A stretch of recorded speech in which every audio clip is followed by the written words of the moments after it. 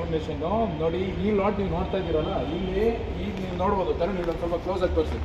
ಈ ಲಾಟ್ ನೋಡ್ತಾ ಇದ್ದೀರಲ್ಲ, ಇಲ್ಲಿ ಅಂಕು ಡೊಂಕಾಗಿದೆ 2-3 ಸ್ಲ್ಯಾಬು, ಸರಿನಾ? ನೋಡಿ, ಈಗ ಕಸ್ಟಮರು 300 ಅಡಿ ಫೈನಲ್ ಮಾಡಿದ್ರು ಅಂತ ಅಂದ್ಕೊಳ್ಳಿ. ಈ ಲಾಟಲ್ಲಿ ಫೈನಲ್ ಮಾಡಿದ್ಮೇಲೆ ನಂಬರ್ 1 ಕೊಡಬೇಕು, ಇಲ್ಲಾಂದರೆ ಫ್ರಂಟಿಂದ ಕೊಡಬೇಕು, ಇಲ್ಲಾಂದರೆ ಬ್ಯಾಕಿಂದ ಕೊಡಬೇಕು, ಸರಿನಾ? ಮೆಜರ್ಮೆಂಟ್ ಟೀಮ್ ಅವ್ರಿಗೆ ನೀವು ಯಾರು ಫೋರ್ಸ್ ಮಾಡೋಂಗಿಲ್ಲ, ಸೇಲ್ಸ್ ಅವರು, ಗೊತ್ತಾಯ್ತಲ್ಲ? ಮತ್ತೆ ಹೇಳ್ತಾ ಇದ್ದೀನಿ. ಸೊ ಈಗ ನಂಬರ್ 1 ಇಲ್ಲಿಂದ ಸ್ಟಾರ್ಟ್ ಆಗುತ್ತೆ ಅಂದರೆ ಈ ಅಂಕು ಡೊಂಕು ಎಲ್ಲ ಬರ್ತಾ ಇದೆ ಅಂತ ಅಂದ್ಕೊಳ್ಳಿ.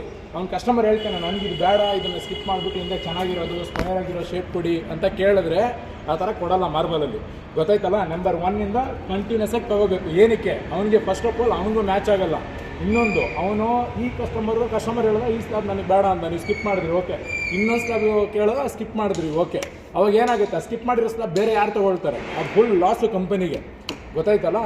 ಮಾರ್ಬಲಲ್ಲಿ ಮೆಜರ್ಮೆಂಟು ಯೂನಿವರ್ಸಲ್ ಸ್ಟ್ಯಾಂಡರ್ಡು, ಎಲ್ಲ ಕಡೆ ಹೋದ್ರೂ ಹಂಗೇನೆ ಮಾಡೋದು. ಏನು ಸೀರಿಯಲ್ ನಂಬರ್ ಇರುತ್ತೆ. ತರುಣ್ ಈ ಕಡೆ ಬನ್ನಿ. ಇಲ್ಲಿ ನೋಡಿ, ನೀವು ನಂಬರ್ ನೋಡ್ತಾ ಇದ್ದೀರಲ್ಲ, ನಂಬರ್ 2 ಇಲ್ಲಿಂದ ಸ್ಟಾರ್ಟ್ ಆಗಿದೆ ನೋಡಿ. ಇಲ್ಲಿ 1 ಇಲ್ಲಿದೆ, 1 ತುಂಬ ಚಿಕ್ಕ ಪೀಸ್ ಇದೆ, ಗೊತ್ತಾಯ್ತಲ್ಲ? ಒಡೆದೋಗಿದೆ, ಅಲ್ಲಿಂದ ಸ್ಟಾರ್ಟ್ ಆಗುತ್ತೆ. ಹಂಗೇನೆ ನಂಬರ್ ಕಂಟಿನ್ಯೂ ಆಗುತ್ತೆ. ನಂಬರ್ ಪ್ರಕಾರನೇ ಕೊಡ್ತೀವಿ. ನಮಗೆ ಮಿಡಲಲ್ಲಿ ಕೊಡಿ, ಆ ಕಡೆಯಿಂದ ಕೊಡಿ, ಈ ಕಡೆಯಿಂದ ಕೊಡಿ ಅಂದರೆ ಯಾವುದೇ ರೀತಿ ಕೊಡೋದಿಲ್ಲ. ಲಾಟ್ ಬ್ರೇಕ್ ಆಗುತ್ತೆ. ನೀವು ಕಸ್ಟಮರ್ಗೇನೆ ಎಕ್ಸ್ಪ್ಲೇನ್ ಮಾಡಬೇಕು, ಸರ್ ಅದು ನಿಮಗೆ ಅಲ್ಲಿ ಪ್ಯಾಟ್ರನ್ ಮ್ಯಾಚ್ ಆಗೋಲ್ಲ, ರ್ಯಾಂಡಮ್ ಆಗಿಬಿಡುತ್ತೆ, ಚೆನ್ನಾಗಿ ಕಾಣಲ್ಲ ಅಂತ, ಗೊತ್ತಾಯ್ತಲ್ಲ?